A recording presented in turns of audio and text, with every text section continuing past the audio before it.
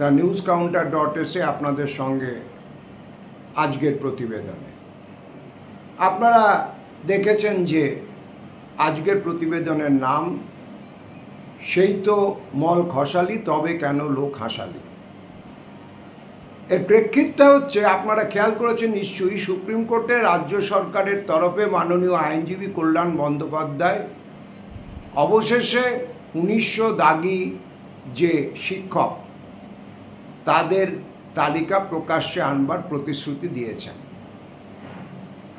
আমরা আশা করব যে অন্য বহু প্রতিশ্রুতি লঙ্ঘিত হলেও এই প্রতিশ্রুতিটি অন্তত রক্ষা করবে রাজ্য প্রশাসন তথা এসএসসি। এখানে কিন্তু যেটা ঘটেছে, যে বিপর্যয়টা, দায়িত্ব নিয়ে দাগিদের চিহ্নিত করতে রাজ্য সরকার এবং এসএসসি এবং সিবিআই কোনো চূড়ান্ত সিদ্ধান্তে পৌঁছতে পারেনি বলেই শিক্ষক অশিক্ষক মিলিয়ে 26,000 মানুষের চাকরি চলে গিয়েছে। এখন অবধি যেটা তদন্তে প্রমাণ পাওয়া গেছে যে শিক্ষক এবং অশিক্ষক কর্মচারী মিলিয়ে 6,000-এর মতো রয়েছেন যারা টেন্টেড বা অসৎ উপায় অবলম্বন করে চাকরি পেয়েছেন। যেটা আশ্চর্য ব্যাপার যে এই 6,000-এর বেশি কোনো প্রার্থীকে এখন অবধি সিবিআই, যারা তদন্তকারী সংস্থা, অথবা এসএসসি তারা কিন্তু চিহ্নিত করেনি। এবং আমাদের দেশের জুরিসপ্রুডেন্সের নিয়ম, বা যে কোনো দেশের, যে নির্দিষ্ট প্রমাণ না পাওয়া গেলে কাউকে অপরাধী বলে সাব্যস্ত করা যায় না। এখানে যেটা আশ্চর্য ব্যাপার, এই 26,000-এর মধ্যে 6,000 যদি বাদও দেওয়া যায়, 20,000-এর কাছাকাছি মানুষ এখন অবধি যাদেরকে নিরপরাধ বলে মেনে নিতে আমরা বাধ্য, তারাও কিন্তু বিনা দোষে শাস্তি পেয়েছেন। এবং বলা বাহুল্য, এটা ন্যায় বিচারের একটা গ্রস ভায়োলেশন। আর রাজ্য সরকার এখন 1900 টেন্টেড শিক্ষকের নাম প্রকাশ করতে বাধ্য হচ্ছেন, অর্থাৎ এই নামের তালিকা তাদের কাছে সুস্পষ্টভাবে রয়েছে।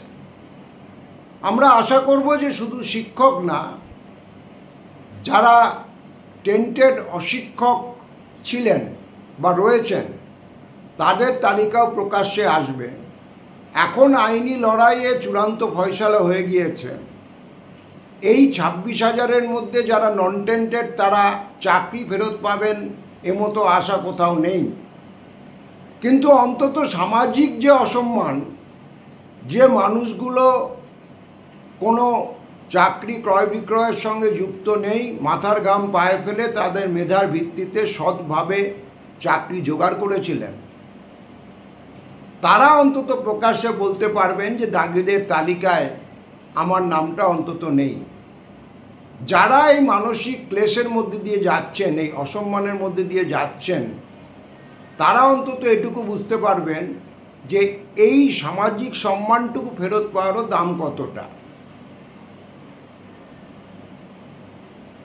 এর থেকেও বড় বিয়োগান্তক বিষয়টা হচ্ছে, যদি সিবিআই এবং এসএসসি দৃঢ় অবস্থান নিয়ে জানিয়ে দিতেন যে আমরা এদেরকেই একমাত্র দাগি হিসেবে চিহ্নিত করেছি, তাহলে পরে সুপ্রিম কোর্টও এরকম একটা বিপর্যয়কর রায় দেওয়ার আগে দ্বিতীয়বার ভাবতেন।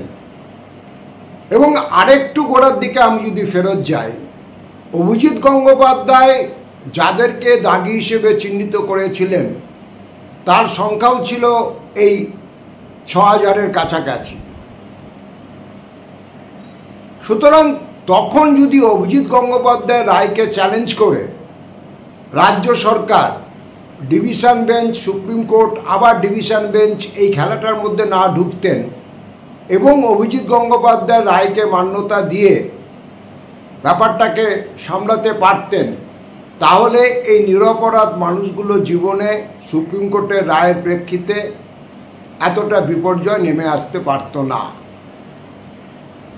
রাজ্য সরকার বা এসএসসি কেন প্রথমেই কেলেঙ্কারি ধরা পড়ে যাওয়ার পর দাগিদের আলাদা করে চিহ্নিত করতে উদ্যোগী হননি? কেন তারা এটা মেনে নেননি যে হার্ড ডিস্ক নয়ডা থেকে উদ্ধার হয়েছে এবং সেখানে যে মিরার ইমেজের কপি পাওয়া গেছে সেটাকে আমরা ডিসপিউট করছি না?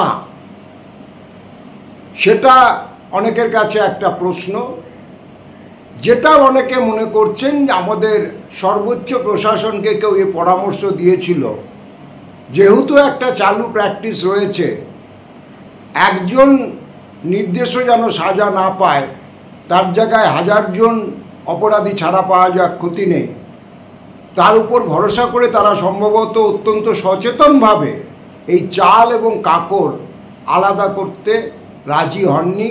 তারা বলেছেন আমাদের কাছে এর কোনো স্পষ্ট তালিকা নেই। অথচ আজকে রাজ্য সরকার এবং এসএসসির বিহাফে মাননীয় সিনিয়র অ্যাডভোকেট কল্যাণ বন্দ্যোপাধ্যায় সুপ্রিম কোর্টকে জানিয়ে দিচ্ছেন তারা 1900 টেন্টেড শিক্ষকের তালিকা প্রকাশ করবেন। বলা বাহুল্য যে টেন্টেড হিসেবে চিহ্নিত অশিক্ষক যারা কর্মী তাদের তালিকাও প্রশাসনের কাছে নির্দিষ্টভাবে রয়েছে। আজকে রাজ্য সরকার যখন এটা জানাচ্ছেন স্পষ্টভাবে, এই কাজটা যখন 2 বছর ধরে হাইকোর্ট এবং সুপ্রিম কোর্ট তাদেরকে বারবার বলেছিলেন যে আপনারা স্পষ্ট অবস্থান নিন, কারা কারচুপি করে চাকরি পেয়েছে প্রকাশ্যে আনুন এবং আদালতকে নির্দিষ্টভাবে জানান, দুঃখের বিষয় সেটা কিন্তু প্রশাসন এবং এসএসসি করেনি। সিবিআইও নির্দিষ্টভাবে বলেনি যে আমরা এখন অবধি এদেরকেই একমাত্র দাগী হিসেবে চিহ্নিত করতে পেরেছি। ফলে যেটা হয়েছে, এই অসংখ্য মানুষ, কয়েক হাজার শিক্ষক অশিক্ষক কর্মচারী কোনো অপরাধ না করেও শাস্তির মুখোমুখি হয়েছেন। আর একটা গ্রস ইনজাস্টিস হয়েছে, আমি আবার মনে করিয়ে দেব, অভিজিৎ গঙ্গোপাধ্যায় বলেছিলেন আপনারা এই যে 6000কে বাতিল আমি করছি, এদের বাতিল করে এদের জায়গায় অপেক্ষমান যে শিক্ষক অশিক্ষক কর্মচারীরা রয়েছে, যাদের বঞ্চিত করে মেধা তালিকায় এদেরকে ঢোকানো হয়েছে, তাদেরকে চাকরিটা দিন।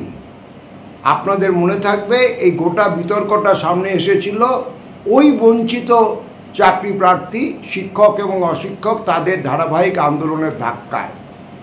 তারা মাসের পর মাস ময়দানে গাছের তলায় তাঁবু খাটিয়ে বসেছিলেন, ন্যায় বিচার চেয়ে মিছিল করেছেন, মিটিং করেছেন, পুলিশের লাঠি খেয়েছেন, এক দীর্ঘ ক্লান্তিকর লড়াই চালিয়েছেন বছরের পর বছর।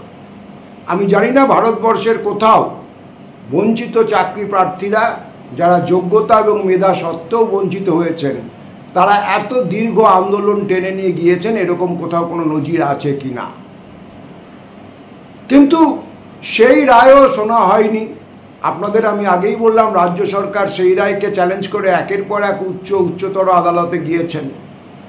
পরিণতিতে যেটা হয়েছে, সুপ্রিম কোর্ট যে রায় দিয়েছেন তাতে গোটা প্যানেল বাতিল হয়ে গেছে, নতুন চাকরির ব্যবস্থা হয়েছে।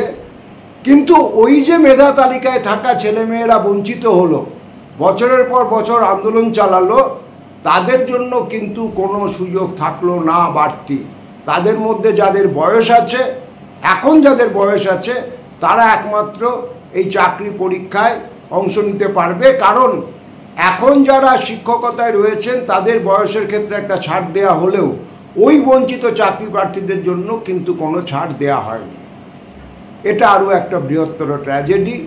এটারও অন্তত আংশিক রিড্রেসাল হতো যদি অভিজিৎ গঙ্গোপাধ্যায়ের যে রায় ছিল যে বঞ্চিত যে চাকরি প্রার্থী, যে ওয়েটিং লিস্টে যাদের তালিকায় রয়েছেন, তাদেরকে তুলে এনে এই 6000 যে দুর্নীতিগ্রস্ত চাকরি প্রার্থী, এদেরকে অপসারিত করে তাদের সে জায়গায় দেওয়া হবে। সেটা তো যা ঘটার ঘটেছে। একমাত্র কিছুটা সামাজিক সম্মান, আমি আবারও বলছি, জীবিকা বা আর্থিক বিচারে এদের কোনো লাভ নেই, আর চাকরি চলে গিয়েছে, এটা চূড়ান্ত। কিন্তু যারা টেন্টেড নন, তারা অন্তত কিছুটা সামাজিক সম্মান সুপ্রিম কোর্টের ঠেলায় রাজ্য প্রশাসন যে প্রকাশ্যে 1900 দাগি শিক্ষকের তালিকা প্রকাশ করছেন, অর্থাৎ এখন অবধি কারা দাগি হিসেবে চিহ্নিত হননি সেটাও অন্তত আলাদা হয়ে যাচ্ছে। ওই যে চাল এবং কাকড় আলাদা করবার কথা বারবার সুপ্রিম কোর্ট অতীতে বলেছিলেন, সেটা হচ্ছে। এটা যদি অনেক আগে হতো তাহলে এই এত বড় মানবিক বিপর্যয় এড়ানো যেত। TheNewsCounter.s এখন এই পর্যন্ত। দেখা হবে পরবর্তী এপিসোডে। আপনারা আপনাদের মতামত অবশ্যই আমাদের কমেন্ট বক্সে জানাতে পারেন। সকলে খুব ভালো থাকবেন।